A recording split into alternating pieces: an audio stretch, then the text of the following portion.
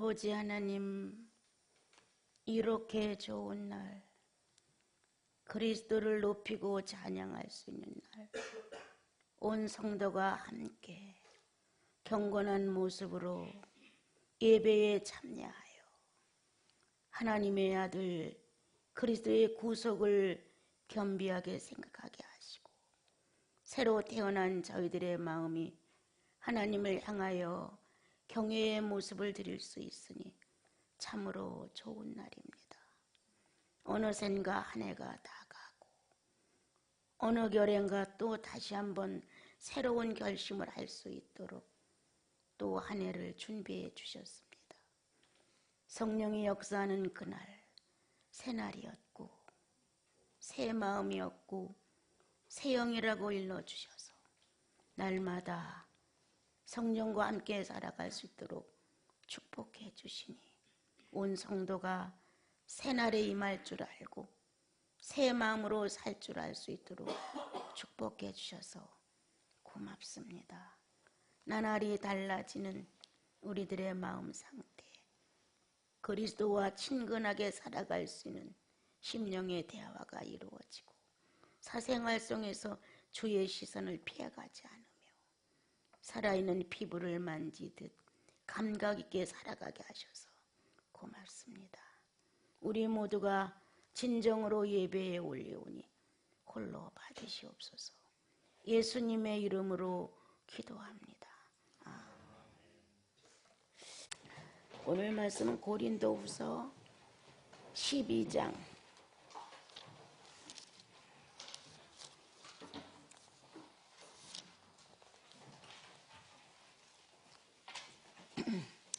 9절 10절 말씀입니다.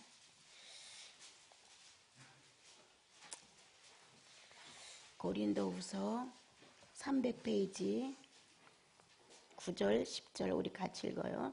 나에게 이르시기를 내 은혜가 내게 족하도다. 이는 내 능력이 약한 데서 온전하여 짐이라 하신지라. 그러므로 도리어 크게 기뻐함으로 나의 연약한 대하여 자랑하리니 이는 그리스도의 능력이 내게 머물게 하려 함이라. 그러므로 내가 그리스도를 위하여 약한 것들과 능력과 궁핍과 박해와 곤고를 기뻐하노니 이는 내가 약한 때 그때의 강함이라. 아멘.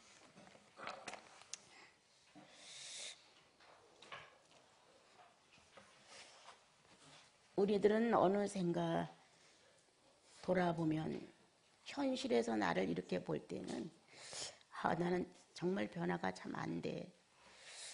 많은 감동과 감화를 받았는데도 나는 아직도 큰 변화가 없어. 이렇게 자기 자신의 변화 없음을 탄식하는 성도가 있는가 하면 그것조차도 없이 그냥 의뢰에 주어진 시간에 가서 행사처럼 예배만 드리고 오고 그냥 자기 생활을 어느 정도 적당하게 하면 그것으로 뭐 신앙의 모든 모습을 보여줬다 이렇게 생각하는 사람들이 있고, 또 어느 사람들은 현재 내가 이것 갖고는 아니다.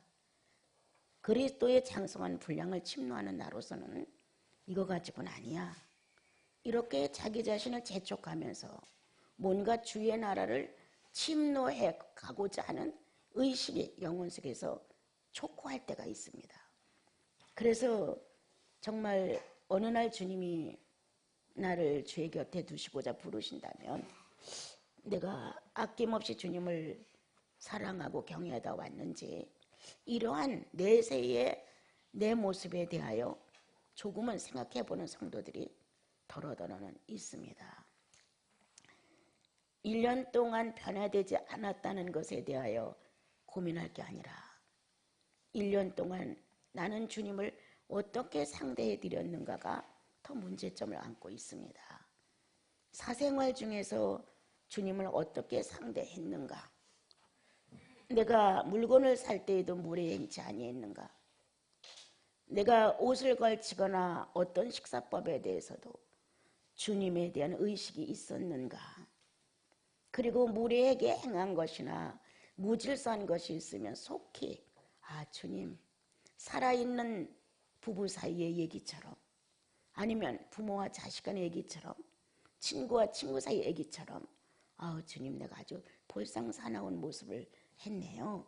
이렇게 자기 사생활 중에 주님이 함께 등장되어 있다는 사실을 인정하는 이러한 삶을 어떻게 내가 살아가느냐, 이러한 의식이 있다면 우리가 10년 동안 안 만나도 어디서라도 그리스도의 성령과 충만한 성도는 주님께 죄를 짓지 않습니다. 그래서 믿어지는 거예요. 신뢰가 가게 되고, 그는 사람을 위주로 예수 믿는 것도 아니고 자기중심적인 예수를 믿는 것도 아니고 하나님의 인자 그리스도를 중심으로 예수를 믿고, 또한 그분이 원하는 대로 나를 자신도 모르게 옮겨놓는 거예요. 내가 결심을 하고 작심을 하고 많은 각오를 하고 이래서 내가 변화되는 것이 아니라 순수한 마음을 사생활 중에 잘 지니고 있으면 성령이 뭉클게 할 때가 있어요. 찬송을 통해서 뭉클게 하시든, 그냥 사생활 중에 어떤 사건 앞에 뭔가 감동이 오든, 다시 한번 자신을 돌아볼 수 있는 어떤 계기가 주어지든, 뭔가 나 외에 다른 어떤 힘이 와서 나를 움직일 때가 있어요. 이러한 성령의 사신 역사가 내 마음이 알 수 있고 내 육체가 느낄 수 있는 사건이 이루어지게 되면 어느 결연가 우리는 한 점이 바뀌었어요. 중요한 건 성령의 사람이냐가 중요하지, 각오를 한다, 결심을 한다, 뉘우친다, 반성을 한다, 이게 중요한 게 아니에요. 그래서 늘 사생활 중에서 성령을 당신은 우대하느냐, 성령과 관계된 삶의 인격을 표현하려고 애를 쓰느냐, 조금이라도 어긋났으면 빨리 바로잡느냐, 이런 사생활 정리 안에 주님이 존재한다는 의식이 강력해야 나라는 한 사람을 통하여 성령은 언제든지 접근하실 수 있다. 그분이 전지전능이 다른 데서 아무리 위대하면 어디다 쓰겠느냐, 나한테 위대하지. 나의 사생활 중에 그분의 전지전능은 항상 작용하고 움직이고 있다. 주님께서는 우리에게 쓰고 싶어서 당신의 자본을, 신령한 것들을, 성령에 속한 것들을 다 자녀들을 위해서 쓰고 싶은데 우리들은 그거에 대해서 알지 못하므로 갖다 쓰지도 못하고 주님이 써준다 할지라도 관심이 없는 거예요. 그리고 결과가 없는 거예요. 그냥 멋대로 내 생각대로 예수를 믿기 때문에. 가만히 묵상을 하다가 갑자기 그 말씀이 들어왔어요. 복이 있는 사람은 악인의 길을 쫓지 아니하며 죄인의 길에 서지 아니하고 오만한 자와 함께 아니하도다. 이 말씀이 꽉 밀려왔어요. 그래, 주님 성도는 어디서라도 누가 나를 볼까 봐 눈치 삼아서가 아니라, 성령 있는 사람은, 그리스도가 구주가 된 사람은, 하나님의 자녀라는 유전자가 있는 사람은 복이 있는 사람인데, 그 사람은 스스로 안다. 악인과 함께 않고 죄인의 자리에 가지 않고 오만한 자와 함께 하지 않는다. 이 안의 본능이 다 성령의 본능. 성령은 자기 자녀를 관리하기 위해서 언제든지 그렇게 우리를 이끌어 가신다. 그런데 우리는 이거를 묵인하고 악인의 자리에서 우쭐거리게 되고 죄인의 자리에서 도모하게 되고 교만한 자와 함께 서로가 자기들을 나누며 잘난 척해야 되고, 이 자연적으로 자기 자신은 죄인과 악인과 교만한 자리에 서 있는 걸 즐거워할 수가 있다. 자기 존재라는 사실을 거기서 찾기 때문에. 그러나 이것도 며칠 못 간다. 성령은 괴롭히신다. 왜 너의 존재의 실제를 거기서 찾느냐. 성도는 성도의 존재의 실제를 성령 안에서 찾는 거예요. 바람소리를 통하여 감동시키실 것인가, 비가 주룩주룩 오는 걸 보고 감동을 시키실 것인가, 대자연의 어떤 조화와 변화를 보고 나에게 충격을 주실 것인가, 아니면 찬송과 기도 속에서 내게 충격을 줄 것인가, 사람과 사람 사이에 일어나는 사건 속에서 좋은 것, 나쁜 것, 애매한 것, 억울한 것, 분한 것 각가지가 다 믹서되어 있는데 그 사건 속에서 주님은 내게 어떤 교훈을 주실 것인가. 나라는 사람의 사생활 전체 안에 주의 성령의 계시가 들어있다. 뭐 성령 충만해서 뭐 예언을 하고 계시가 아니라 나 하나 정도는 바르게 이끌고자 하시는 정도의 성령의 능력과 전지전능은 오늘도 계시의 영으로 임해서 대자연 속에서 사랑관계 속에서 그리고 주님을 경외하는 어떤 이런 의식 속에서 존재의식을 알리시고 네 존재가 나와 함께 있다고 하는 것을 주님은 증명받고 싶어 하신다. 그런데 우리는 죄악의 길에 서서 안 믿는 자 속에서 너털었음을 웃어가며 그들의 비유를 맞춰가며 무언가 존재의식을 거기서 찾으려고 한다. 자기는 500개 안 되는데 6, 7을 막 해가지고 아우 잘하셨습니다, 훌륭합니다 라는 칭찬 속에 자기의 존재의식을 찾는다. 남보다 내가 더 가졌다는, 너는 2배밖에 안 가졌지만 난 더 가졌어 라는 속에서 나는 존재의식을 찾는다. 내가 너보다 더 많이 가졌어, 소유한 게 많아. 이런 식의 우리들의 모습이 있다. 허탄한 사람아, 허탄한 말로 자신을 꾸미지 말고, 허탄한 사람아 허탄한 행위로 남에게 보이지 말고, 허탄한 사람아 영생이 없는 자처럼 험한 짓에 자신을 뺏기지 마라. 이게 성경이에요. 여러분, 성경을 볼 수 있는 시간은 없어요. 그런데 자기를 사회에다 막 내주는 시간은 많아요. 쓸데없는 시간에, 나를 위한 시간에는 많이 할애를 하는데 성경이라도 내가 예수인이니까 당연히 사랑함으로 보면 더 좋지만 의무라도 행해야지. 의무라도. 그래서 성경을 보고 거기서 교훈되는 게 뭔가 하나 잡아서 묵상도 하고, 또한 찬양가라도 찬송이라도 흥얼거리게 되죠. 예? 찬양을 자꾸 듣거나 자꾸 하게 되면 마음에서 찬양이 흥얼거리게 나와요.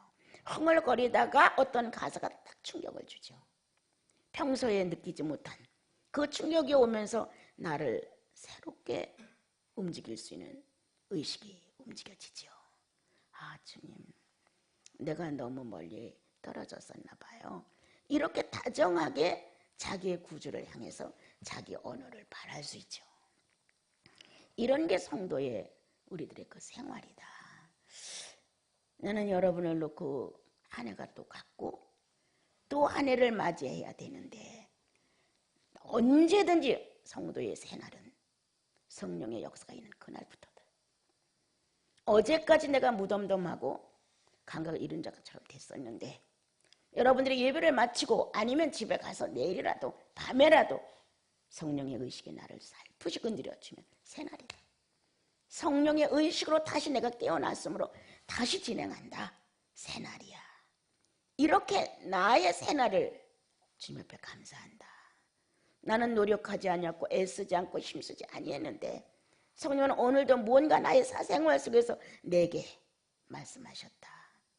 나는 느낄 수 있었고 뭔가 내 마음에 일어나고 있는 어떤 상황에 대하여 조심스럽게 살필 수 있었다. 이러한 나와 여러분의 사생활이라면 우리는 그분의 전지전능이 충분히 나에게 사용되고 있다는 거다. 예?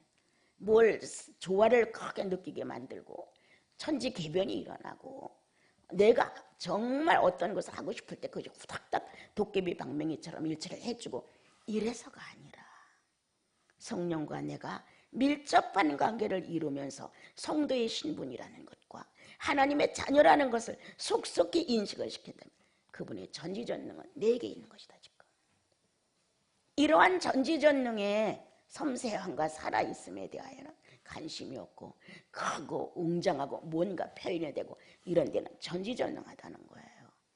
성령 모시고 시간이 좀 흐른 다음에 내 가슴에 크게 느낀 것, 이야, 이건 사람의 방법으로 할 수 없는 성령의 실존이 존재한다고 하는 것, 이걸 어떻게 표현할 수 있는 것일까? 이거를 보일 수도 없는 것이요, 나타낼 수도 없는 것이요, 이렇다고 설명할 수도 없을 만큼 내 안에 너무 확실한 거예요. 이 성령과 내가 함께 서는 이 자체는 내 능력이 아니라 성령 하나님의 능력이시다. 그분의 능력이 나에게 와서 자유자재로 전지전능을 표현하신다. 그런데 나는 한껏 그 당시 내 신앙은 주시옵소서다. 내게 맞는 걸 주시옵소서. 이거에 난 충실했고, 당연히 기도하면 어떤 성령의 역사가 많은 것들을 나에게 제시하기를 바라고 원했던 신앙이었다. 누구 못지않게 기도도 많이 하고 누구 못지않게 철야도 많이 했지만 결국 내 만족을 찾아 나는 여호와라는 이름과 바알신이라는 신을 겸해 섬겼다. 이름은 철저하게 여호와의 이름, 내 주 예수 그리스도 이름을 부르지만 내게 유익성에 대한 내용은 바알신을 섬기는 충만을 요구하고 있었다. 이게 나였다. 나는 혼합신이었다. 난 그게 보고 느끼고 선배들로부터 받아내린 전부였다. 난 그렇게 하는 줄 알았어요. 내가 목적이 있고 필요하면 금식도 선뜻 해버리고, 내가 뭔가 이루고자 하는 욕망이 있으면 철회도 번뜩하게 해버리고, 이런 거는 할 수 있지만 그리스도를 찾아 예수가 누구신가, 어떻게 이분을 발견할까, 이런 거는 2년이 지나서였습니다. 예수 믿고 2년 지나니까 공허가 밀려왔기 때문에 이거 뭐야, 나 예수 믿는 사람이 아니야? 이렇게 내 자신의 텅 빈 가슴을 발견할 수 있었고, 내가 그렇게 많은 은사 속에 정말 성령이 살아 움직이고 있다는 이 사실이 은사로 충분히 나타나는 그런 시간에 그게 단 줄 알았어요. 그렇지만 나 하나가 변화되지 않은 모습에 충격을 받았죠. 예. 그래서 내가 살아가는 현실을 성령화시키지 못하는 내 자신을 보고 나는 은사를 적기 시작했어요. 이건 아니다. 이게 무슨 의미가 있냐.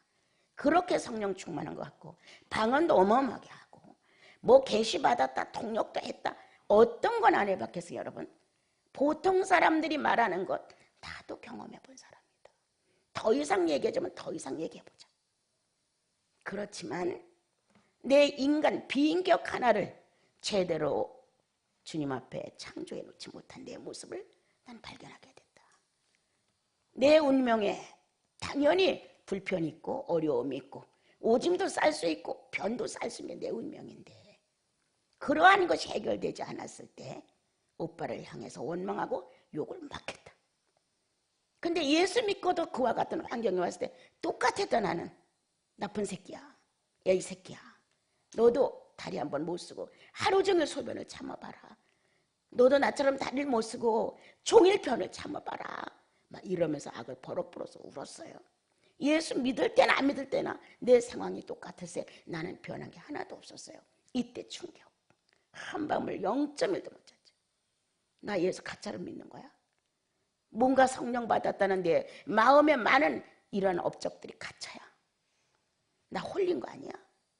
뭔가 내 이성적으로 맞지 않는 거야. 내가 나를 이 이중적인 나를 봤을 때 도저히 용납이 안 되는 거예요. 그때 나는 정신을 차렸다. 아, 이거 아니라구나. 이렇게 나를 바로잡을 수 있는 어떤 계기가 이루어졌다. 또 한 번 나를 이상적으로 냉정하게 현실을 엮어갈 수 있는 또 한 번의 기회는 설사를 아무리 주님의 이름을 부르고 주님 5분만 참게 해주세요, 10분만 참게 해주세요, 그렇게 애원을 하고 복고를 하는데 진땀이 막 이마에서 막 떨어지면서 몸을 있는 대로 꽈가면서 주님 사람이 와야 돼요, 사람이 와야 돼요 하고 긴장된, 그건 정말 지옥 같은, 어떤 상황을 생각할 수 없는 오직 하나, 이러한 가운데 아무것도 내겐 변을 볼 수 있는 조건이 없었고 사람도 오지 않았을 때 나는 그냥 옷에다 쌌다. 그것도 엄청난 설사를 이렇게 싸놓고 사람이 올 때까지 거기에 주저앉아 있는 내 모습에 나는 다시 한번 현실적으로 예수 믿는 게 뭔가를 생각하게 됐다. 전까지 내 사촌 동생에게 돈을 주면서 3시간 동안 들어오지 마, 적어도 2시간 동안에는 나한테 오지 마 하고 시장을 가라고 보내놔서 둘이 같은 방을 쓰니까 주님과 교제할 시간이 별로 없는 거예요. 그래서 그는 그걸 가지고 시장을 보러 갔으니까 그 안에 주님과 나는 빨리 뭔가를 교제를 해야 되기 때문에 하는데, 참 뜻하지 않은 축복을 받고 주님의 어떤 영광권에 대한 의미를 전달받자마자 내 속에 배가 틀리면서 뻔한 거예요. 이건 뭐냐? 그럼 그 능력은 어떤 거고 현실은 어떤 거냐? 여기에 대한 내 마음 철저하게 교육받았어요. 철저하게. 나도 조금은 감정적이고 감성적인 이런 데가 있었을 것 같아요. 왜냐면 그림도 좀 그렸고 또 좀 글도 썼었기 때문에.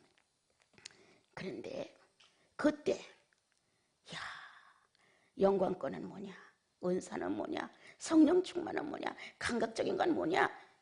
근데 이 현실에서 그분의 전지전능은 내 자연성 창자 하나를 못 붙들었단 말이냐? 어떻게? 이렇게 나이가 20살이 헐떡 넘은 내가 이렇게 설사똥을 한 바가지 쌓아놓고 이렇게 누가 오기를 기다리는 이 처참한 내 모습에 하나님은 눈이 없단 말이냐? 어떤 마음은 안 들었겠어요, 여러분? 좀 이따 사촌동생이 와서 문 열지 마, 문 열지 마, 문 열지 마, 문 열지 마라고 막 소리를 질렀어요. 무조건 물통에다 물을 좀 뜨뜻하게 데워서 걸레하고만 들여보내달라. 그러니까 벌써 알고 언니 그렇게 하지 마. 내가 들어가 다 정리해 줄게. 아니야. 너무 심해서 지금 그렇게 할 수 없어. 수건 2개만 넣어서 뜨거운 물하고 좀 보내줘. 이렇게 시간이 지나고 나는 심각해졌어요. 신앙 어떤 거냐?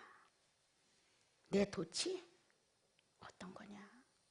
확실하게 내가 내 속에 새로운 어떤 인식이 감각이 감돌아서 예수 그리스도가 내 구주가 됐고 그분에게 내가 죄인이라고 고백을 하면 엉엉 울었고 현실처럼 만난 그분이 확실했다.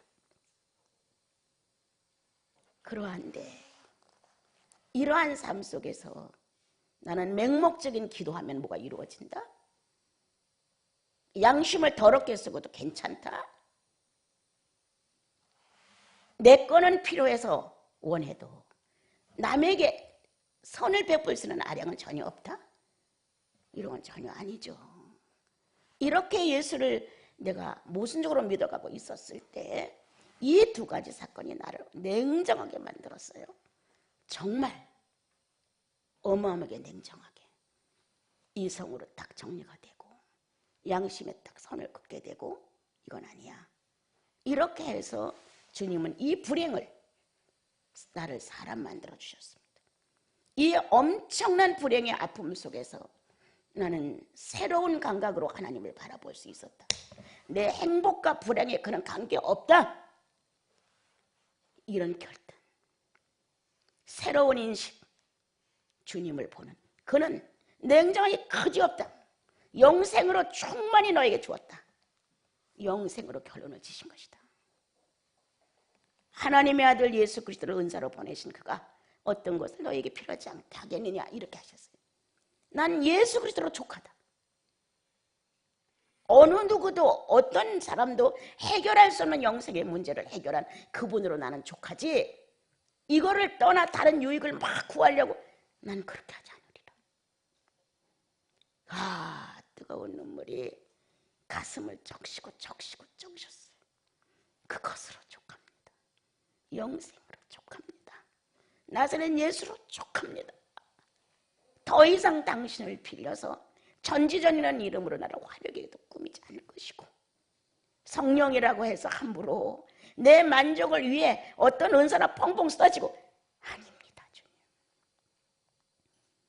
당신이 냉정했듯 나도 냉정하고 싶습니다. 당신이 나에게 이렇게 기막힌 현실을 제공했는데 나도 이것을 가지고 바른 나를 만들어 보겠습니다. 막 이러는 거를 엄청나게 했어요. 주님 앞에서. 그래서 조금만 감동 같은 거나만 딱 무시했어요. 안 돼. 자격 없어. 너의 삶이 어떤데? 뭔가 또 움직여지면 아니야. 주님 난 자격 없습니다. 이렇게 그분에 대한 것을 사용했던 것은 그분을 무시하거나 멸시한 게 절대 아닙니다. 여러분. 내가 감당해야 할 몫은 하나도 감당하지 않고 그분 것만 그냥 받고 싶고 누리고 싶고 뭔가 보충하고 싶고 남보다 내가 예수를 좀 잘 믿는다는 걸 좀 과시하고 싶고 누군가가 뛰어났다는 말을 해주기를 바라는 거고 이러한 오만한 자의 자세를 취하려고 나는 그렇게 했었다. 그런데 내 이 불행 이 불행의 조건이 나로 하여금 깨끗한 예수를 보게 했다. 군더더기 더덕더덕 붙인 예수가 아니라 영생으로 족합니다. 나에겐 예수 그리스도의 선물로 족합니다. 평생의 성령의 감동이 없어도 괜찮습니다. 주님이 신변세계에 대하여 무감각하시고 전혀 은혜를 안 베풀어도 나 괜찮습니다. 이렇게 냉정하고 더 이상의 실력 없는 신령을 탐욕하지 않는다. 실력이 없어요. 준들 무슨 소용이 있겠어요, 나 같은 인간에게. 그러니까 이렇게 신령한 것을 자격도 없이 그렇게 요구하고 탐욕했던 나, 500개 안 되는 식을 가지고 7, 8, 10처럼 성령 충만한 것처럼 가정할 수 있었던 나, 이런 나의 이 허망한 모습들이 빠져나가기 시작을 했습니다. 오늘 바울은 우리에게 그렇게 말씀하셨습니다. 본인이 약했기 때문에, 본인의 약점이 있었기에, 신체적인 조건의 약함 때문에 나는 오히려 그리스도를 강하게 표현할 수 있었다. 너무너무 공감 가는 말이었어요. 내가 무식했기에, 무식한 내가 교만해질 수 있다고 하는 거 너무 어처구니 없는 일이에요. 가난했기에 우쭐거릴 수 있다는 건 가망이 없는 일이에요. 이렇게 내가 약했기에, 약점이 많았기에 그러한 것을 주님을 찾는 데 썼다. 내가 무식했기에. 요즘 주님하고 내위기서를 읽으면서 정말 새로운 어떤 눈들이 열리게 됐어요. 너무 감격스러워서, 주님, 내가 얼마나 무식한지 아시죠? 당신은 내가 얼마나 무식한가에 학문의 한계를 알고 계신 게 주님이십니다. 그런데 주여, 내가 이러한 내용, 이러한 낱말들을 쓸 수 있다고 하는 것, 이건 당신의 학문이 아니고서 나는 못해요, 주님. 레기서를 읽다가 글을 받아 써놓고, 주님, 어처구니 없어요. 나 엄청 무식해요. 인격체에서도 무식하고 학문적으로도 무식하고 갖추어진 게 없어요, 주님. 그런데 이런 보화를 나에게 이렇게 안겨주시면 나는 어떻게 해야 되는 건데요? 이런 마음을 품게 됐어요. 무식하기에 감격적이다. 내가 유식하고 낱말을 잘 알고 모든 것에 대하여 지식에 부유하다면 나는 감격적이지 않을 수 있다. 내가 배웠고 알고 있는 게 있고 하니까 그럴 것이다 라고 생각할 수 있을 것이다. 그렇지 않다. 그러기에 이 무식의 약점을 주님을 높이는 데 쓸 수 있었다. 아멘 아닙니까, 여러분? 당신은 어떻게 이렇게 무식한 나에게 당신의 지식을 안겨다 주고 가십니까? 쓸모도 없어. 남들은 60배, 100배의 활용이 있는데 나 같은 자는 30배도 활용을 못하는데 뭘 기대하시고 나에게 이거를 또 허락하셨습니까? 이런 마음이 드는 거예요. 그래, 내 무식은 그리스도의 유식을 자랑하게 된다. 내 무식이 있었기에 나를 한계를 넘어 초월하시는 당신의 유능성에 대하여 내 안에 강함이 된다. 내가 이러한 것을 놓고 강론을 한다면 누가 나를 그렇게 무식한 자로 볼 것이냐. 나는 안다. 내 속에 그리스도의 지식이 얼마나 풍요롭고 얼마나 대단하며 나를 얼마나 유식하게 했는지, 이건 그분의 강함이다. 그분의 충만이다. 내게 아니다. 자랄 때, 우리 어렸을 때는 아주 욕이 심했습니다, 여러분. 단 한 가지, 엄마를 잘 만났어요. 우리 어머니 욕을 하면 아주 난리가 나죠. 보통 바깥에 나가면 아주머니들이 막 쌍스러운 욕을 아들, 딸들한테 막 하면서 때려주고 그랬어요. 근데 우리는 어머니가 욕을 한 번도 안 하고 우리를 길렀어요. 그랬기 때문에 그런 건 내가 조금 덕을 본 거예요. 욕을 한다든가 욕을 듣는다든가 이런 거에 대해서 엄청 어려웠어요.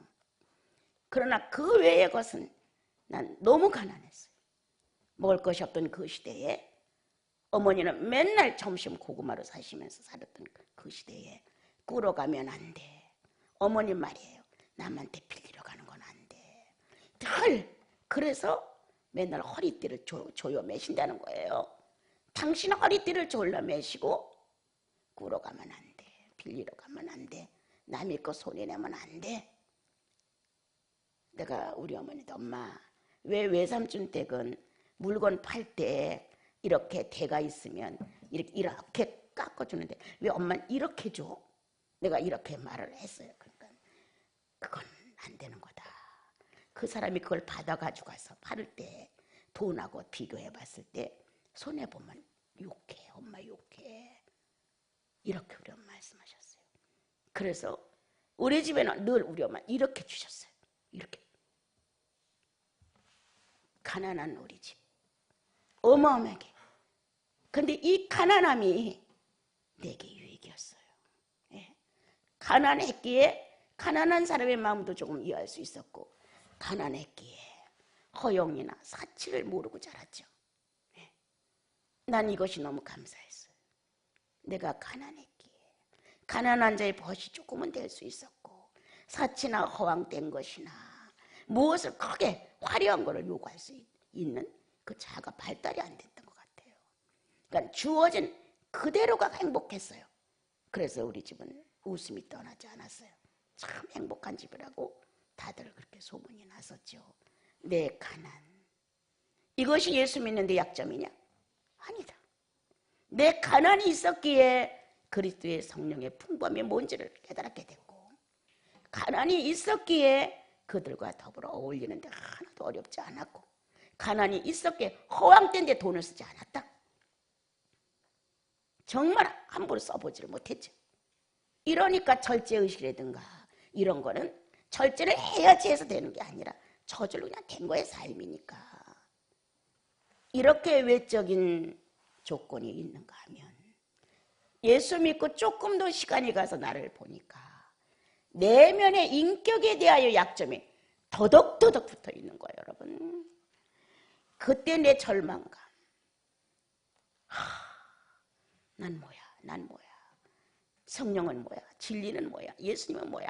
이렇게 할 정도로 내 마음에 내 이 비인격의 절망감이 어마어마했어요, 여러분.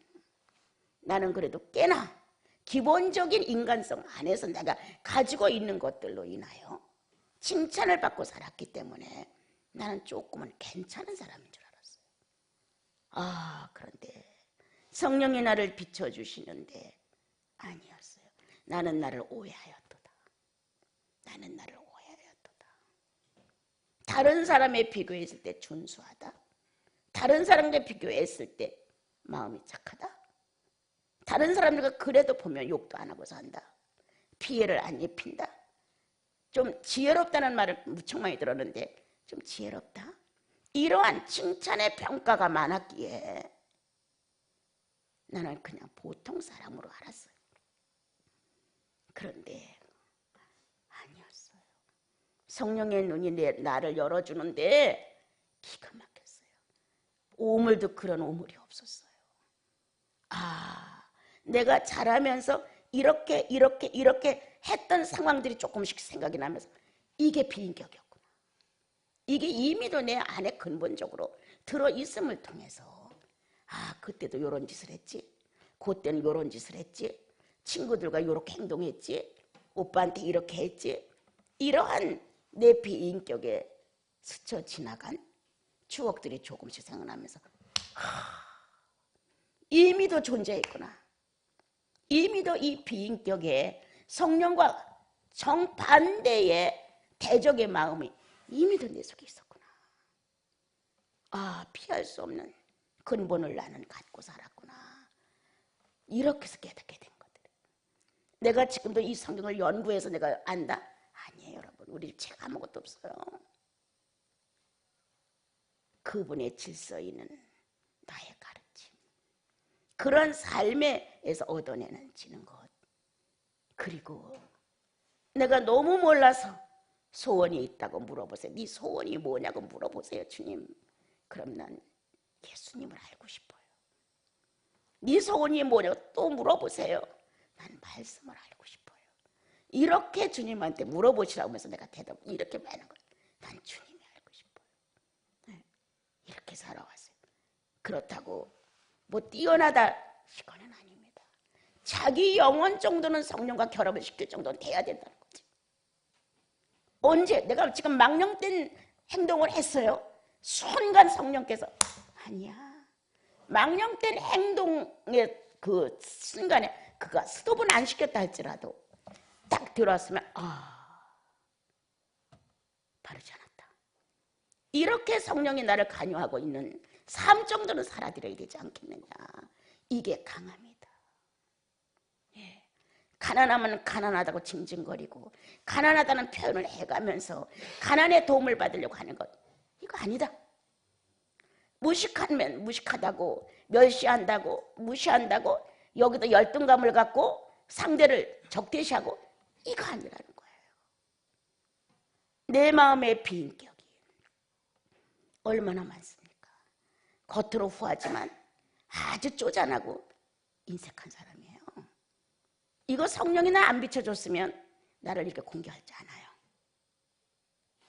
엄청 옹졸하더라고. 어마어마하게 옹졸하고 어마어마하게 인색하고 진짜 이루 말할 수 없는 내 모습에 엄청난 이기주의자인 거예요. 내가 만족하면 다른 사람 생각할 여유가 없는 거예요. 이게 바로 나였어요. 이러한 약함 투성이의 비인격을 송두리치 않고 살면서도 몰랐다는 거예요, 여러분.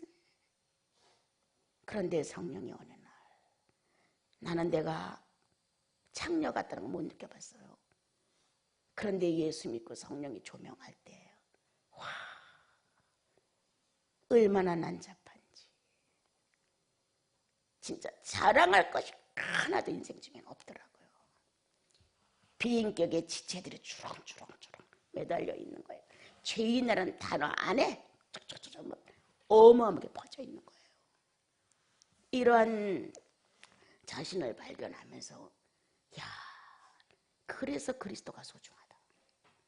이게 발견되지 않았더라면 천국만 가면 됐지. 이렇게 종교를 했을 것이다.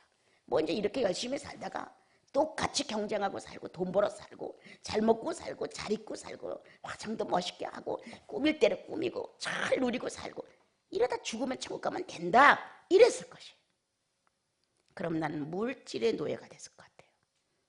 엄청 애가 탔을 것 같아요.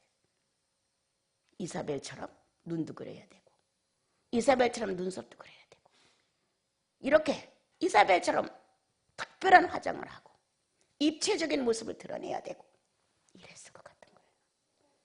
나는 죄의 근본이 내 안에 있으므로 나는 그렇게 되지는 않아 이렇게 생각하지 않습니다. 충분히 그럴 수 있는 거예요. 그런데 성령이 죄의 본체와 죄의 지체들을 딱 조명하신 거예요. 무릎으로 기어태니까요. 죽을 것 같았어.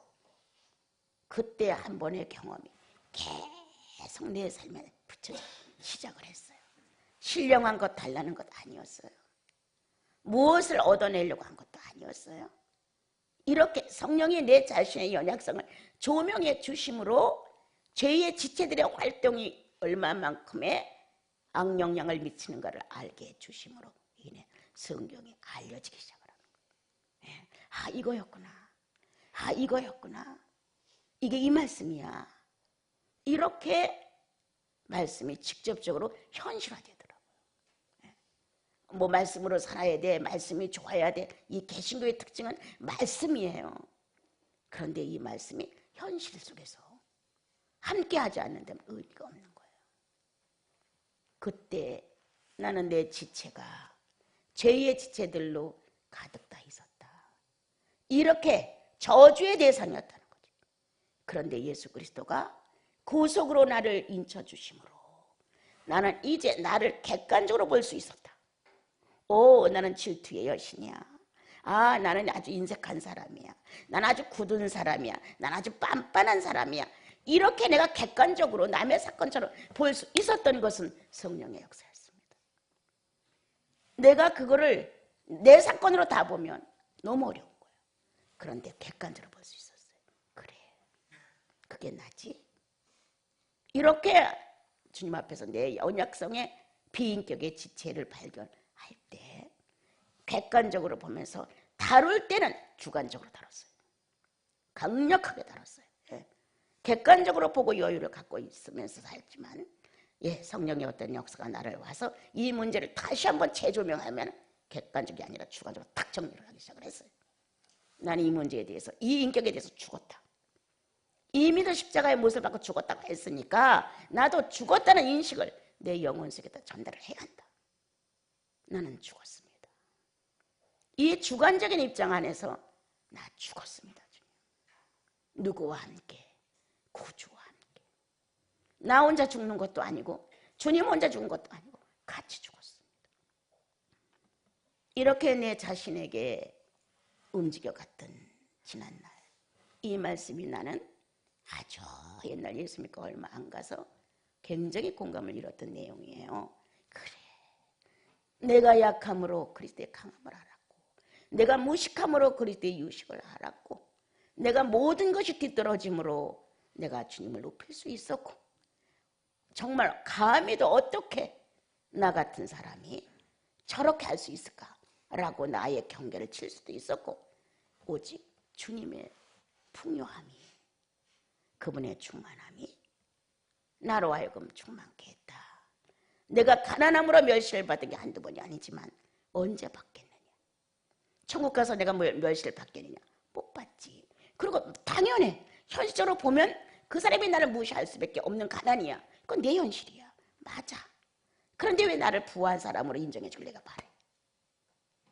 이게 모순이라는 거예요. 그래, 그 사람의 위치 정도에서는 나 같은 사람 그렇게 볼 수 있지.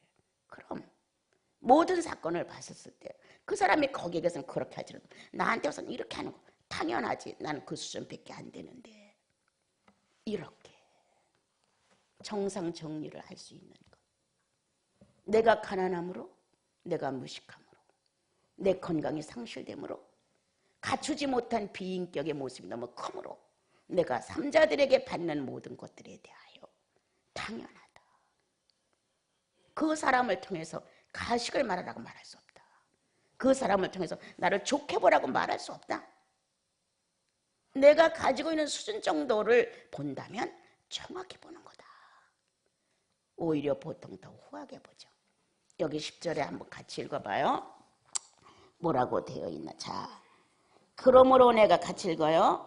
그러므로 내가 그리스도를 위하여 약한 것들과 능욕과 궁핍과 박해와 곤고를 기뻐하노니 이는 내가 약한 그때에 강함이라.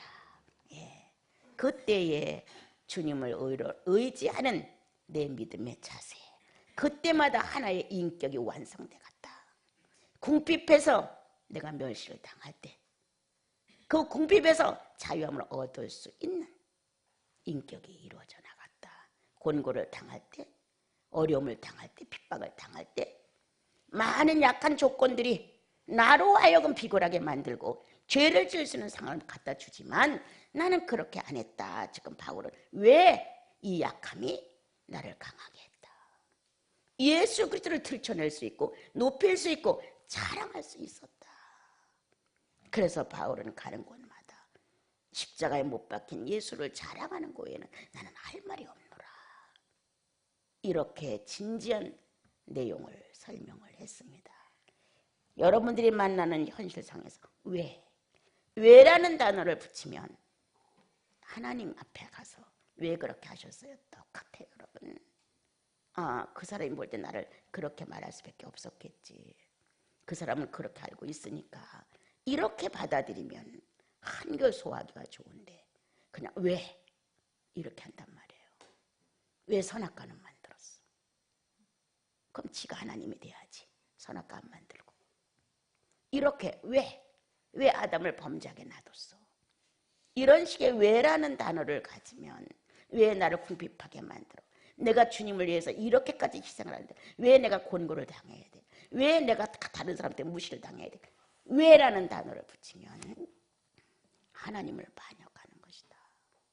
필요했기에 이거를 통하여 주님을 자랑할 수 있었기에, 이거를 통하여 내 인간이 바로 될 수 있는 기회가 왔기에 제2의 지체들이 어떤 활동을 하는가를 적나라하게 표현할 수 있었기에 오늘도 나는 죄인의 길에서 피한다. 악인의 길에서 떠난다. 오만한 자와 함께 허덕거리고 시간을 그렇게 낭비하지 않는다. 그리스도요, 당신 안에서 당신의 유능이 뭔가를 나로 하여금 배우게 하소서. 그리고 또한 성도답게 성령의 살아있는 전지전능이 나를 통하여 존재하게 하소서. 나 개인에게 필요한 겁니다, 여러분. 그렇게 한 주를 또 살아가시고 성령이 살아 움직이는 따뜻한 시선 속에 여러분들은 새날의 새 영의 출발로 시작하시기를